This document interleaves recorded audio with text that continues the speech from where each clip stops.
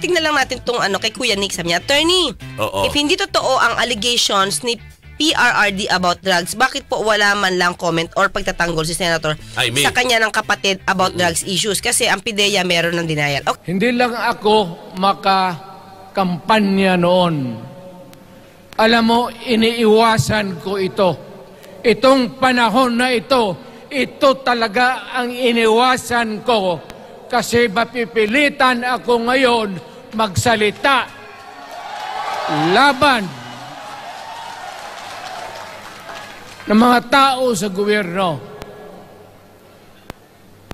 Alam mo, Mr. President,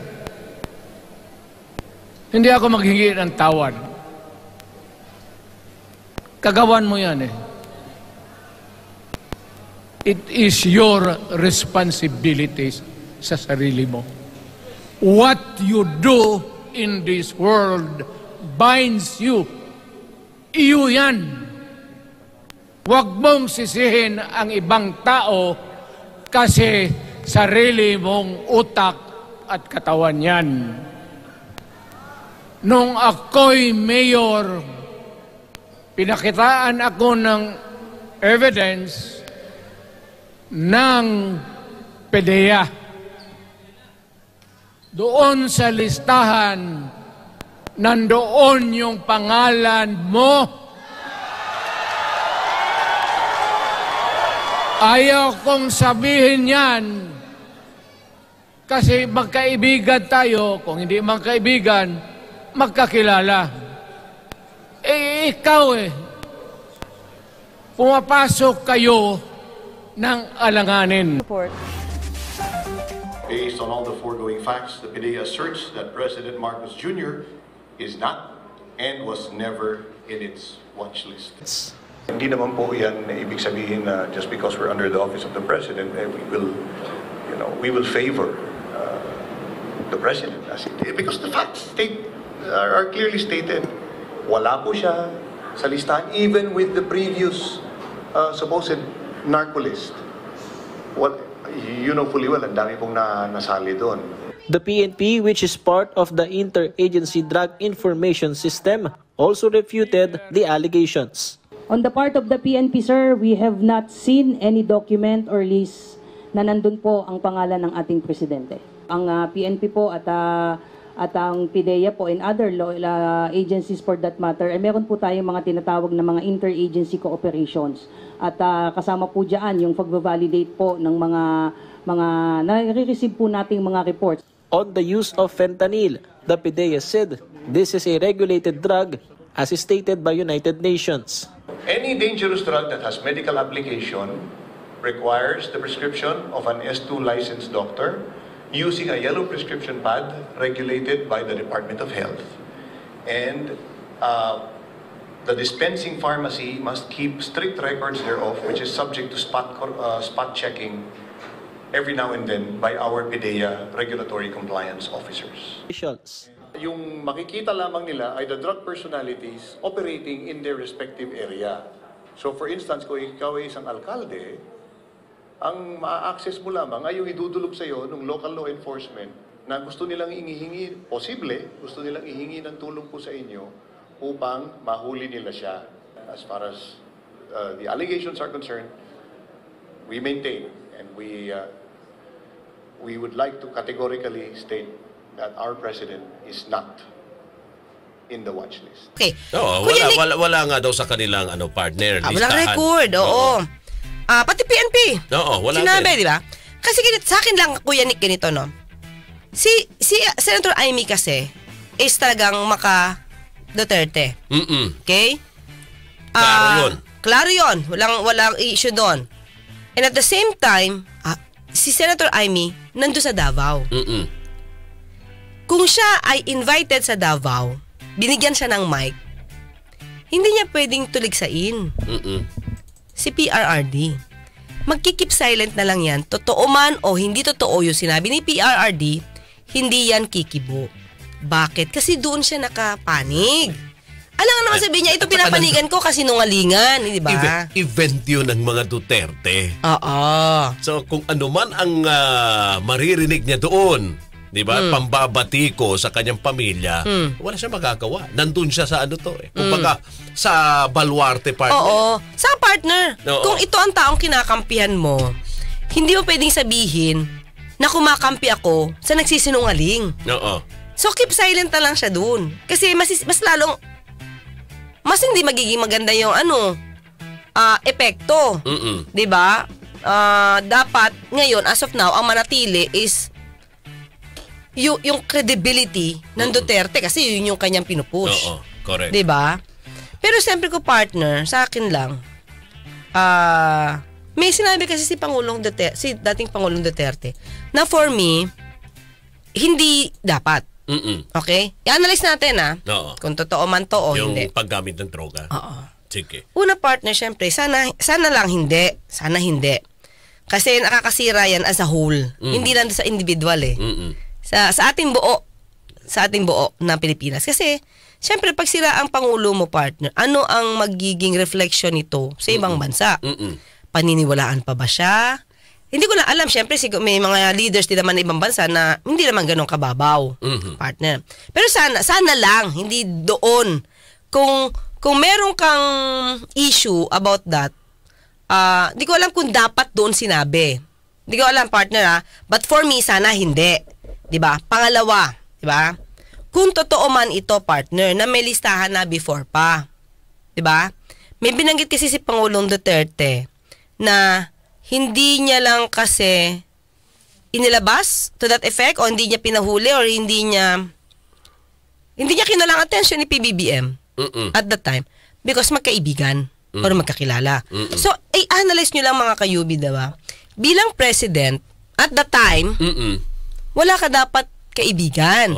Di ba yun nga yung tagline ni dating former President Erap. Walang kaibigan. Erap style partner. Nakapamewa. Yan. Walang. Bakit ganon? Parang antok na antok. Parang diba? parang uminulo Fentanyl. Para naka-fentanyl. Oo, di ba? Hindi, di ba? Tama. Sa akin lang. Sa gobyerno dapat ganon. Dapat pantay-pantay. Pantay-pantay. Kasi harsh talaga siya at that time. Sa iba, kahit sa ibang mga di ba? Binabanggit niya, itong isang mayor na ito, ito si ganyan, si congressman, si militar, and everybody na nasa listahan niya sa narco-list. So, dapat, kung totoo na nasa listahan siya, wala kang sinisino. Binanggit mo yan, kahit kaibigan mo pa yan. Kasi para pantay. So, doon sa pag-amin mo na merong listahan, kasama siya sa listahan. Ba't ngayon lang mo binabanggit? At hindi niya binanggit because kaibigan, isa yung bumuelta yung sira. Correct. Kasi lumalabas, pagkaibigan, di mo huhulihin. May pinoprotektahan ka pa pala dati. Kaya pala hindi mahuli-huli yung ibang mga malalaking dyan. Ang tanong natin, maliban, halimbawa man although dininay ng PIDEA na nasa listahan, yung ibang nasa listahan, kung kaibigan mo, pinatanggal mo ba? Dahil kaibigan. Hindi mo binanggit sa publiko. Sino? Syempre partner, tiningala ka namin Di ba? Tinangala ka namin na wala kang sinisino, tas ngayon aamin ka na meron kang kinikilingan. Di ba? Pero sabi naman ni PBBM, epekto lang yon partner, ng fentanyl. Kaya sa panawagan niya sa doktor, huwag niyong pabayaan ng Pangulo. Hindi magandang epekto. Ang dating Pangulo. Ibig ba sabihin?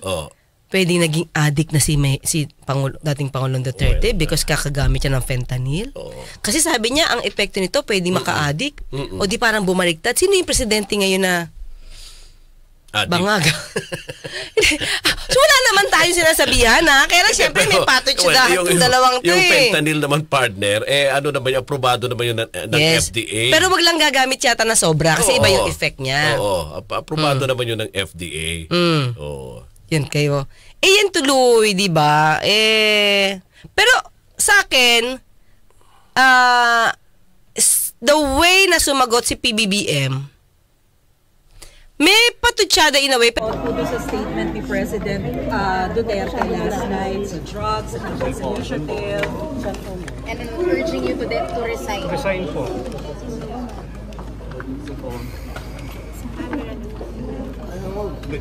I think it's the fentanyl. Fentanyl is the strongest painkiller that you can buy. It is highly addictive and it has a very serious side effects. And PRRD has been taking the drug for a very long time now. When was the last time he told us that he was taking fentanyl? Mga 5-6 years ago.